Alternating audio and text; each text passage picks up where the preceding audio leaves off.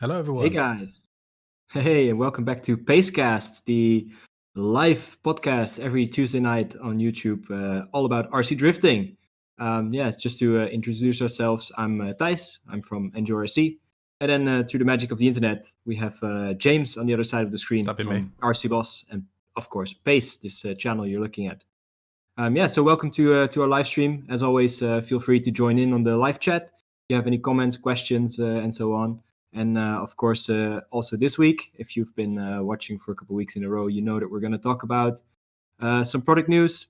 And what we also have is a couple of submissions from people who sent in pictures of what they're working on during this Corona crisis period.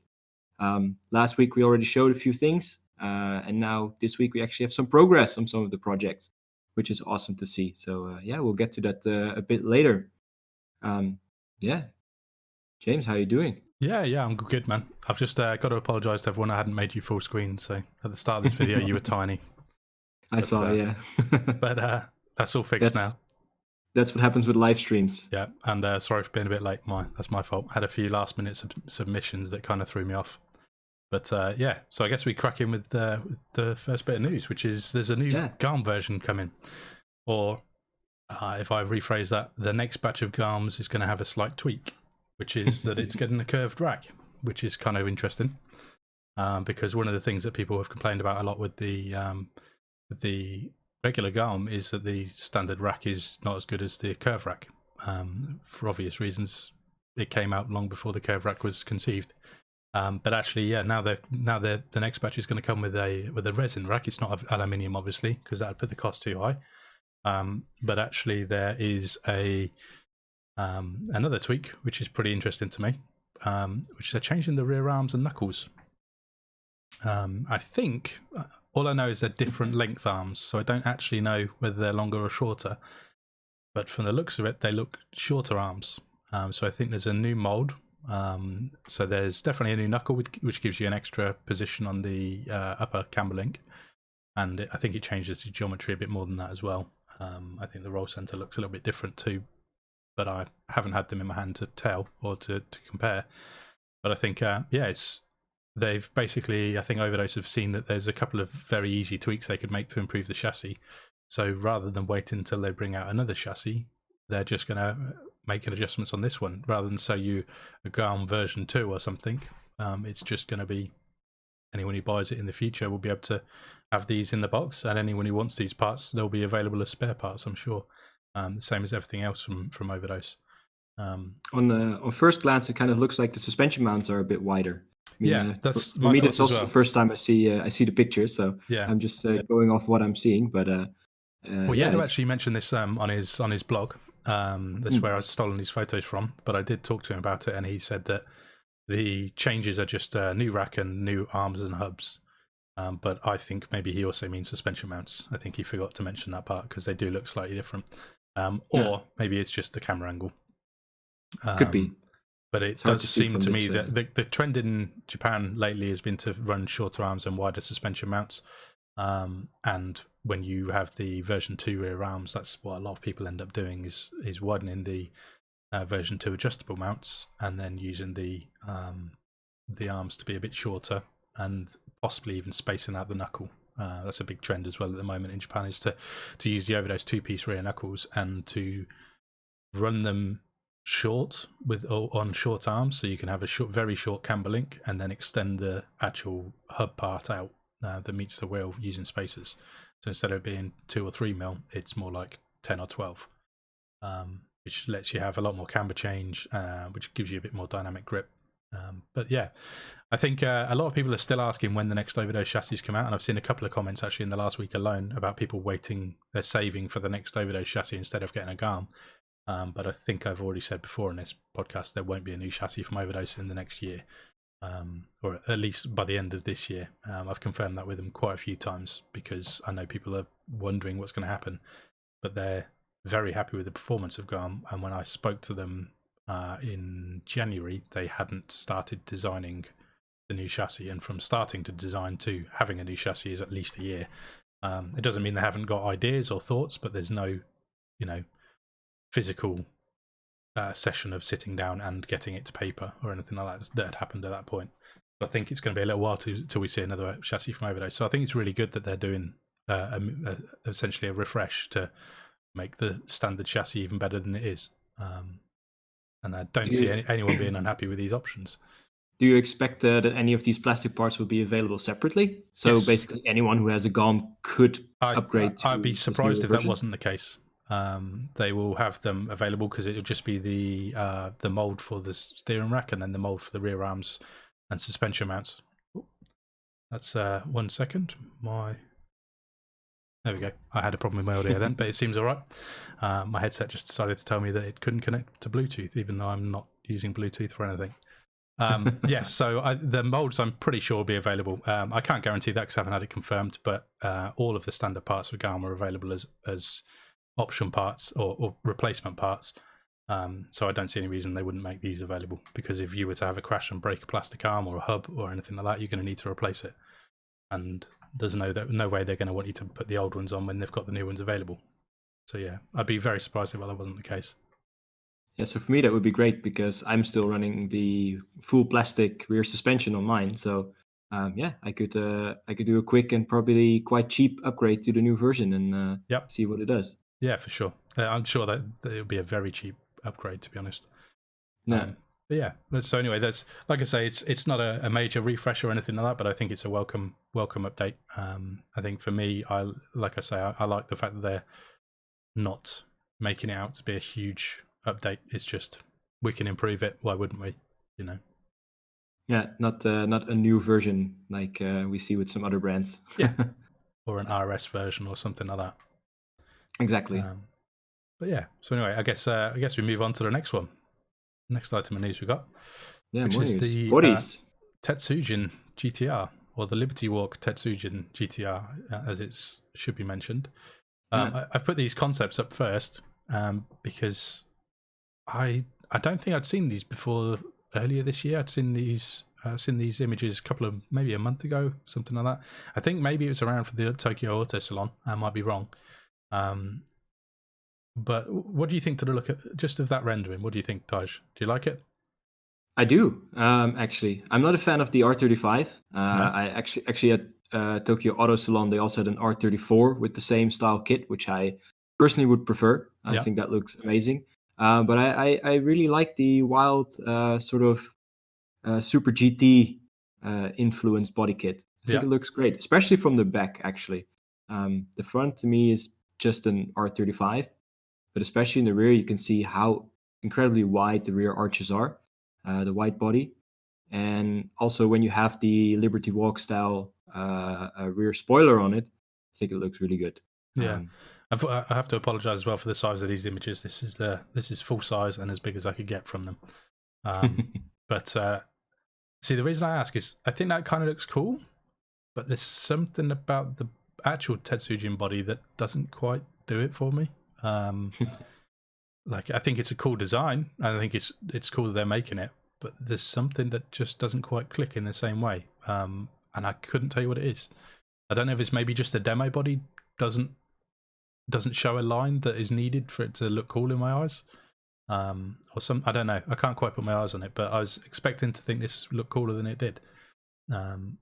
It might be the angle and the color, because I also saw a purple one or a blue one. I think because the other one's a rendering and it's got some shading and stuff adding, maybe. But this, or maybe it's the crazy camber actually. I'm not sure. Just I saw the renderings, so I was like, that looks badass.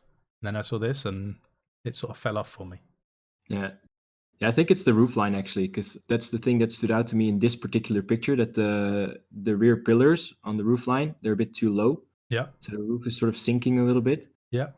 But yeah, that might be the only thing. Like I do really like the body kit style on it, and there's a picture of a blue one or a blue or purple one, also going around on Facebook. That one exactly. And I think in this color, it looks a lot better than it does in white. Yeah. And I have to say, I also really like the details in it. It has the Tetsujin PLA shield, I think, rear window that we also saw on the older Tetsujin R35. Yeah. And it's it's a multi-piece I saw. I don't know how exactly they sort of put it together because I didn't see any pictures of the unpainted and No, I haven't seen it either. body, but the rear arches and the front arches, they're sort of overlapping parts. So they have proper depth to it instead of just a black sticker to sort of show where the grill or the opening should be. Yeah. So that is kind of cool. That's something Yeah. new I haven't seen from anyone really. I think you're Yeah. right. In this color, it definitely looks better. Unfortunately, I didn't have all of the other angles in this color. I did have a couple. And it looks, yeah, for sure. And actually, I think maybe it's also the white one maybe isn't as high quality as the blue one. Looking at it, because the rear lights on this look much cleaner than the image I had of the white one, where it just looked a bit soft on the mold. So maybe it's, like I say, maybe it's the color.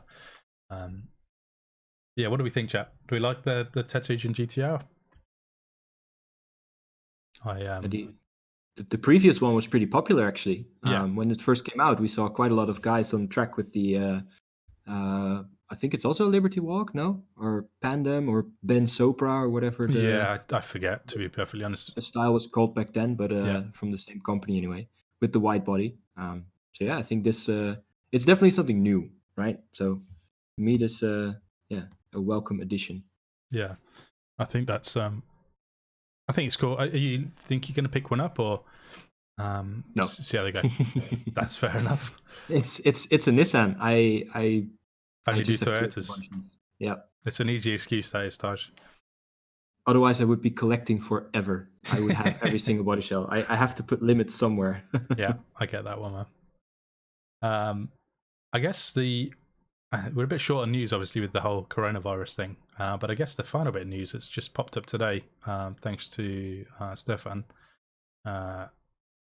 is apparently the FXX 2.0 rear lower deck doesn't house the screws very well at all. There's been a few people confirmed it as well, and they just seem to protrude a bit, which seems like a bit of an oversight from MST and not one they normally would make. So this is the latest chassis from MST, this is right? The new, the version 2 FXX. Which I'm sure if you get a carbon deck for it, it won't be a problem. I don't know what the deal is with the carbon deck's availability, because obviously there was the KMW, but I don't know if you can buy that part on its own yet. I haven't had a chance to look into it yet, because this literally appeared a couple of hours ago on my Facebook. But it's an interesting one, because ordinarily this wouldn't be such a big deal, I think, but because this is an entry-level chassis, there'll be a lot of beginner drivers using these who maybe don't have the setup skills to know that to stop or to have the ability to stop their chassis rubbing the deck. But also a lot of guys on carpet will use these, and I've seen much less hard parts of a chassis cut carpet before. As I think, again, I've mentioned before, I've seen Lexan bodies cut carpet, and if you get a beginner that's driving around with this decked, or even if it's just when they accelerate or brake and have a screw head attack the carpet, it could be a bit of a problem. And it's not going to be a way to keep that person too happy at a track if everyone at the track gets mad at them because they've wrecked it, on their first time. And I think it's easy enough to fix. It looks like maybe the countersink holes just aren't big enough. They haven't gone deep enough with them. I don't know. I'm a bit baffled by it, because it seems like a really easy thing to avoid. And it might be that maybe this picture makes it look worse than it is, but everyone that I asked about it has said, yeah, you can definitely feel the screw head protruding. Yeah, I actually had the same problem on my RMX2, but that was the very first version. So the rear motor one instead of the front, the FXX. But that was only with certain screws. So the thickness of the screws or the screw heads sometimes are a bit different. Yeah. But yeah, these are the standard ones, so that's not good. Actually, what came to mind to me is that if you're driving this on concrete or on carpet, you might actually end up ruining the heads of the screws. Yeah. Which makes disassembling every part quite difficult. Especially with stock screws, because sometimes they're a bit on the soft side. The MST ones are actually pretty good, but if you're rubbing half the head off especially on the front or the rear of the chassis, you might get suspension mounts or bulkheads stuck in the chassis, which is which is not a good thing. And No. also maybe it means that the screws are not protruding all the way. So if they're a bit on the short side already, Yeah, on the other especially side. with plastic, you might be ruining the threads quite quickly. So Yeah, yeah, I would say especially if after an impact or something. Yeah, I mean, I think you could probably easily fix this with a countersunk bit and Yeah, just adjusting them slightly. Don't yeah. go too far because it's still soft plastic, so you might go through quite quickly. But I think so too, and I also think probably the easiest solution is to get the carbon deck when it's available if it isn't already, which is obviously an expense, but a lot of guys will end up going through the upgrade catalog for these anyway, and I think that just makes that the number one part to get hold of as soon as you can.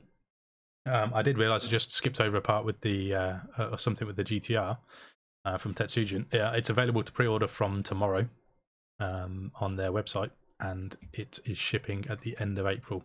Somebody's asked in chat if we know the price, but I actually don't know the price for it yet. I had a look earlier and I couldn't see it.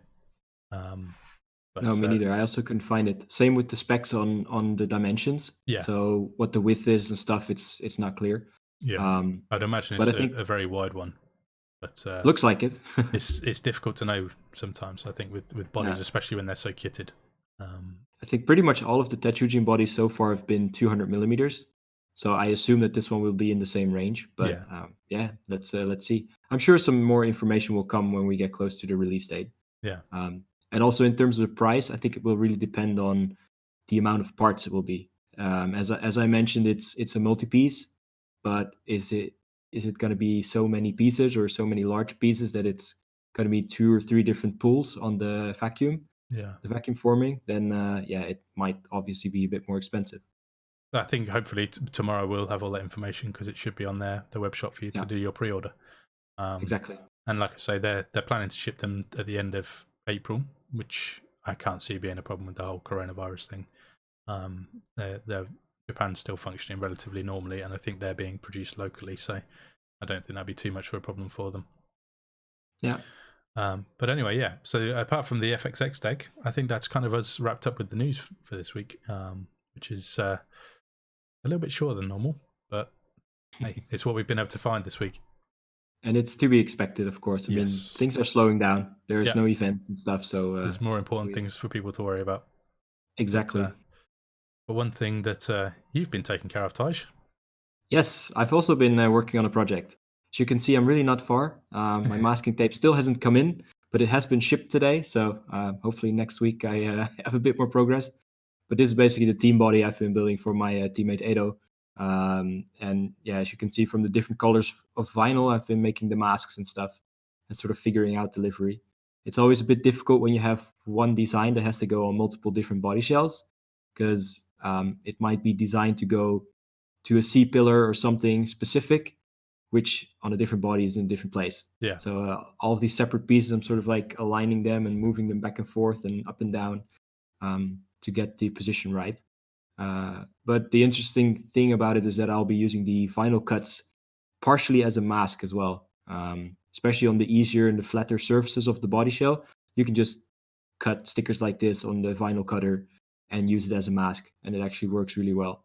So you can see the green ones on the bonnet. This is a Pandora Origin Lab. Yeah, the older one. Yeah. So this is not the super wide version they have, but the older one. And obviously it will have the same design and colors as the JZX 110 that I have for myself. But mine has fluorescent yellow little details here and there. This one I'll be trying to do some white. So I think the fins of the diffuser will be white, a bit of lip and stuff here and there, maybe the end plates of the wing.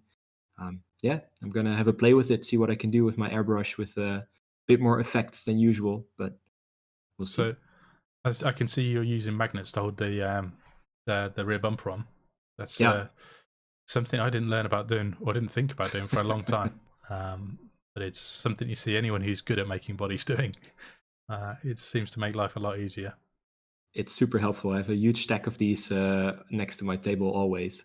Yeah. And also when you're gluing it, it's really nice. Instead of holding everything with tape, just grab a bunch of these magnets and you can move everything around to keep it all in place.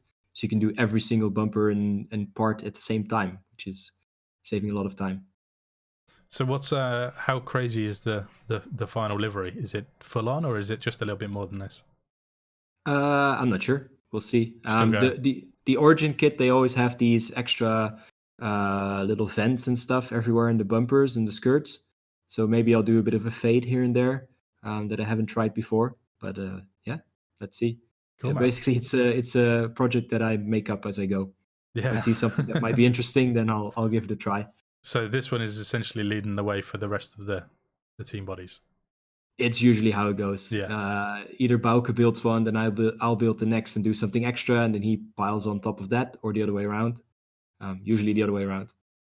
So we'll see how it evolves. Those guys that don't know, this is for Team Wreck-It Sideways, right?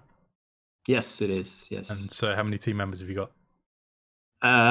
It varies from week to week. No, officially it's still 4 or 5, but not everyone is as active as they were.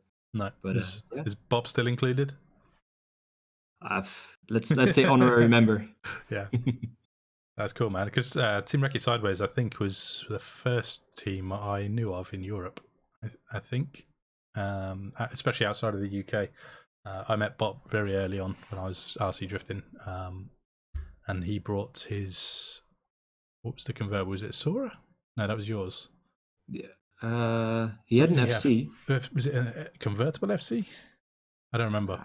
I forget. I'm sure he had some crazy convertible that he brought with him. But yeah, that was my introduction to foreigners when it came to RC drifting. But yeah, so it's been around for a while. Yeah, man. So the first body we've got an update on is from Glenn. This one.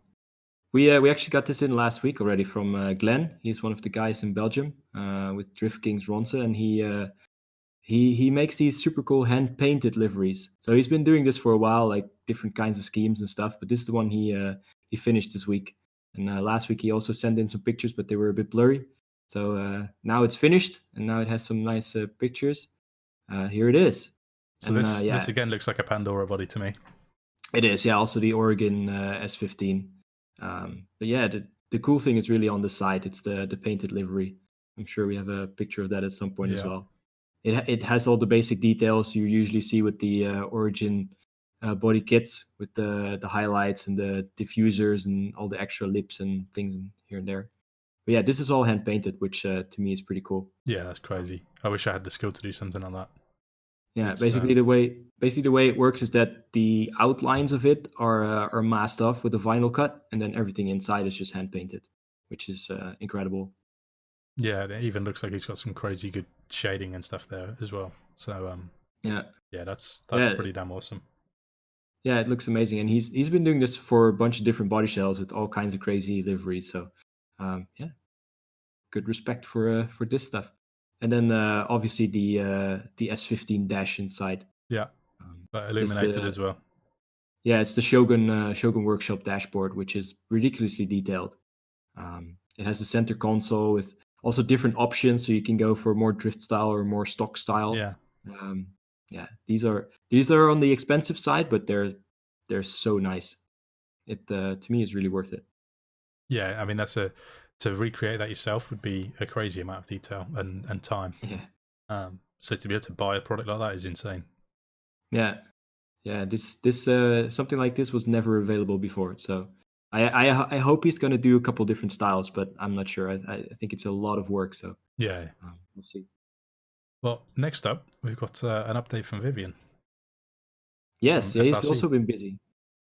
He built quite a few. Actually, I think he posted this week or last week and this week he posted this one, the Alpha. It's what's it called? The Julia. The new rear wheel drive 4-door they have for a while. I don't know my Alphas, I'm afraid. I think it's a Julia. I'm sure he will correct will correct us if I'm wrong. But yeah, also this one with the crazy livery that's painted on, so sort of in the same style as the S15. I think that looks amazing. And actually the way it sits looks badass as well. It's just about the coolest Alpha I've seen since the old DTM days. Yeah, exactly. And actually I was thinking today that if you are a fan of Alfa Romeos, you're a bit spoiled right now, because a couple of years ago you just had the 155 from Tamiya, and now you have tons, because Killer Body is making quite a few different ones. and this company, I forgot the name of it, but they do the Giulia, they do the old classic Giulietta, they do a 33 and a few other models. So, and this one also has the fenders, I think, molded in, or at least you can get one with the fenders molded in. Yeah, this particular one looks like it's definitely got the SRC version. Yeah, that wouldn't surprise me with Vivian.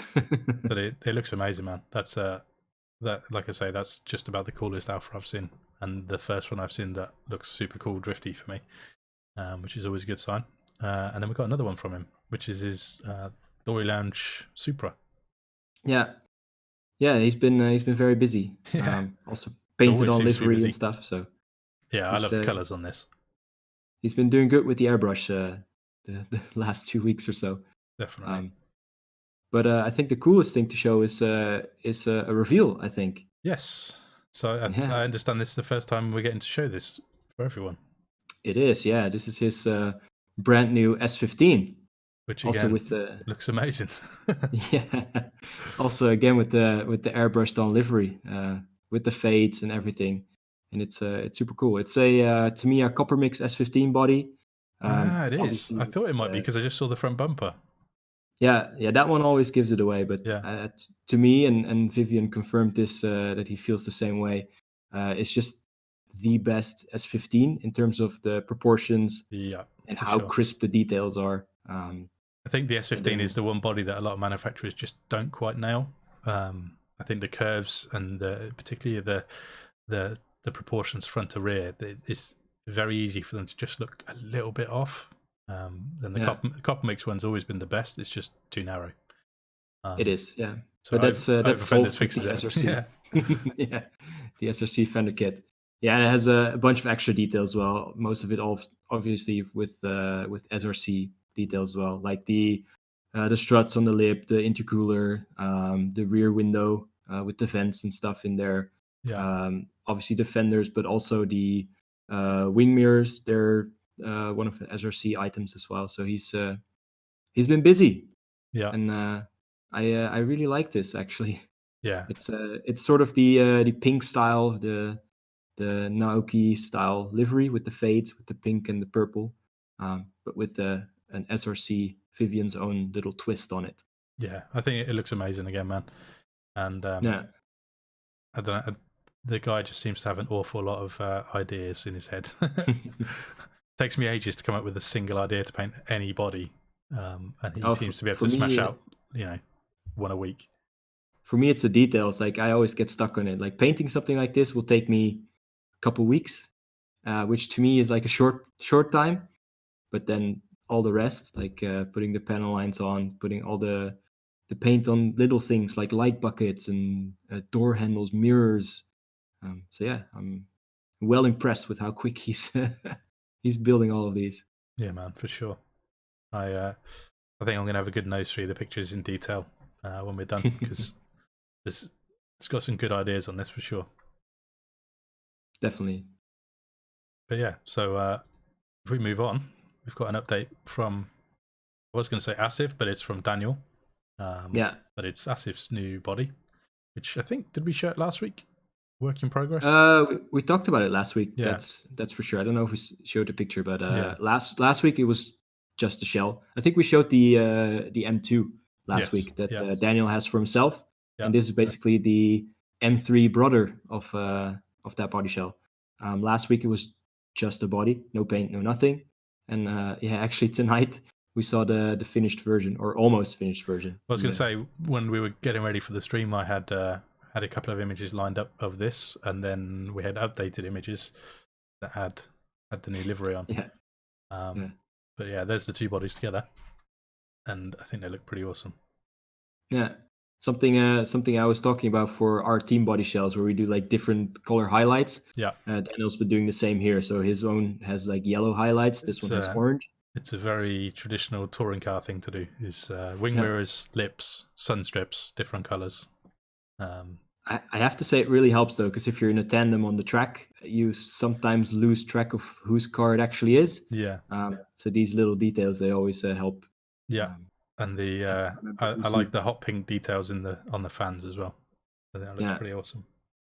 Yeah, it looks cool. Yeah, it's still missing a few little things like the wing extender and door handles and little bits here and there. Yeah. But it's really getting there. And it's missing Asif to drive it as well. He's got to head over to Germany when he can. True. But yeah, next up we've got an update from Alan Palmer. He's also Kimura D driver, and he's been working on what looks to me like a Cooneys chaser. It is, yes. The front fenders always give it away with the Yokomo Cooneys. Yes, yeah, but sometimes they're a little bit masked, so I always notice it's the vent for me on the bonnet. It's the only chaser that has the front scoop. Yeah. Cool. Yeah. Cool to see all the different Kimura D liveries coming out now. Yeah, definitely. It's too bad there's no Worlds this year to see them all on track together. No, that would be amazing. No, but I'm hoping there's going to be another event that picks up. Maybe I think there's a few options later in the year, but obviously with the whole coronavirus thing, we have to kind of wait and see when anyone's allowed to go anywhere. I think to be honest, from the looks of it, maybe the Worlds would have to be cancelled anyway, depending on how quickly this blows through.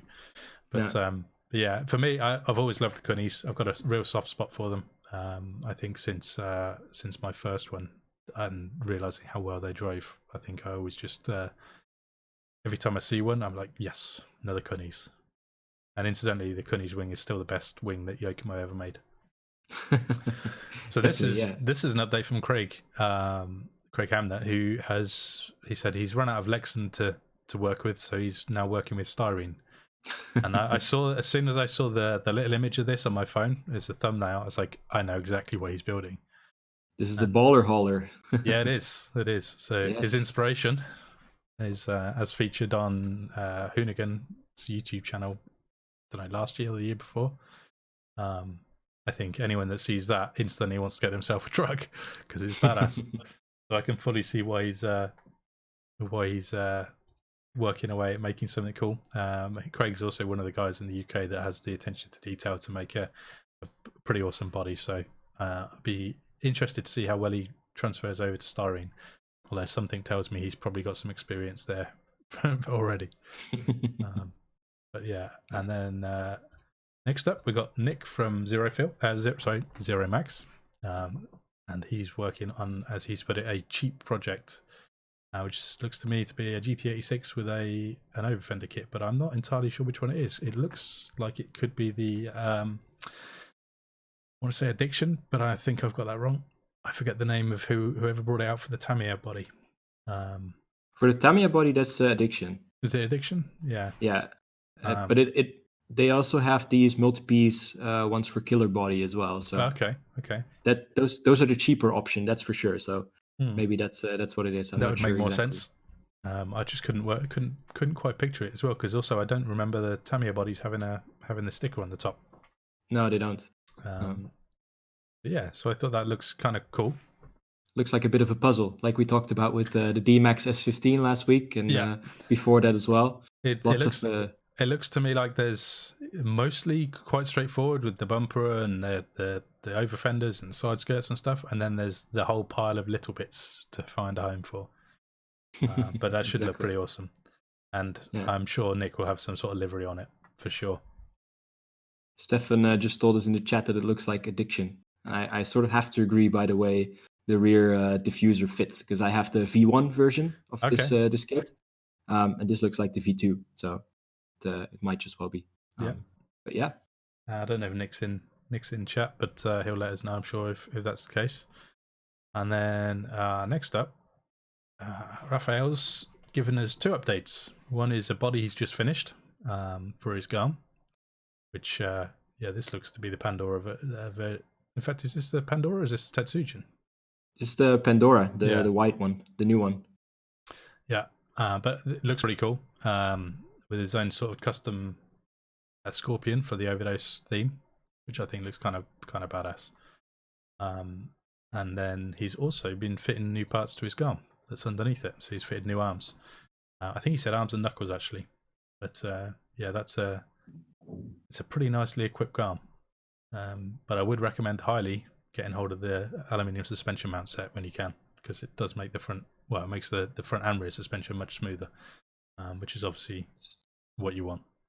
Especially with the aluminium arms, because now the arms are very stiff, and now you're transferring every bit of force if you get into a crash onto the suspension mount, which might not hold it very well. So yeah, and it just even just for the efficiency of the suspension, they work a lot better. There's lower resistance and stuff, so it's but it does look cool. Every time I see a purple GALM, I want to sort of redo mine with all purple parts, and I end up thinking about doing it and then looking at the cost to replace everything I've already got and just putting a few more purple parts off the vacula and just making it a little bit more purple than it was rather than the full purple. A bit like mine, which also has like the little bit of purple here and there. Yeah, yeah, exactly. Just as a little highlight. But then, so after this, we've got Mark's FC. Yes, he's also been busy. He actually sent this in more than a week ago already as well, but same story as with the BMW from Daniel. Just a body shell, no paint, no nothing. But by now it's pretty much finished. So it's a glitter. You cannot really see it in this picture, but it's full of flakes. Pink FC from Yokomo. I do like an FC. I like the Samurai FC. Yeah, me too. Pink headlights as well. And then he told me this is the BR R2D 2.4 wing, which I think by now is pretty rare actually from Yokomo, because they discontinued that body shell a long time ago, and I think you can get it now, but only as a body without the accessories. So I think they I haven't seen one for ages, so it's pretty cool. And it is pretty hard to tell which one it is unless somebody pointed it out. But it's very cool, and it's good to see a different wing on FCs, because I think the FC body is not the easiest to mount a wing nicely to. There's not a lot of space. That's actually why I went for the spoiler deck, because if you use the original one, the mounts are a bit closer together, and if you're using different mounts, they end up in the rear window. So, or overhanging and looking weird. Exactly. So this one's spaced apart correctly, so you can put different wing mounts on. Yeah. And did you also spot the little license plate on the back? I did. I wasn't sure because it's a small picture. I was like, I'm pretty sure that's what I think it is. But yeah, it's a good old pace plate. It is. Which awesome. I need to get some more of those done. They were supposed to be redone for me last year, and I've realised that I need to chase them up. But it's very cool. One of the problems I always had with the FC is it was very with the rear wing. I always ended up with the mount slightly angled out. Because it's much easier to mount them if you do that, and if you don't push it too hard, it's okay and it's easy and it doesn't look so bad.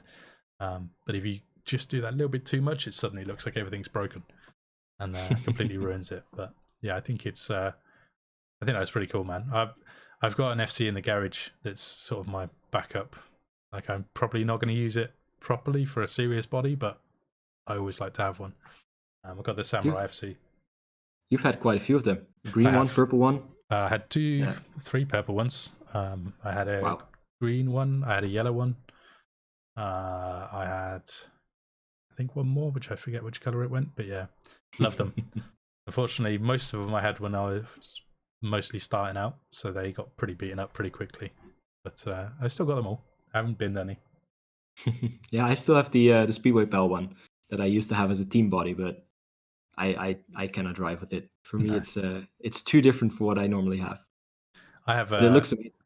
I have the Speedway Power one with the body kit waiting to be painted as a Haraguchi replica. That's my, when I get better at airbrushing, that's the one I'm going to go for, because it's definitely it's the Haraguchi FC, for those that don't know, is to me the coolest drift car that's ever existed. So it's the one I want to have at some point, but it needs to be perfect because it's really hard to get that body and body kit, and it costs an awful lot of money. So it needs to be nailed.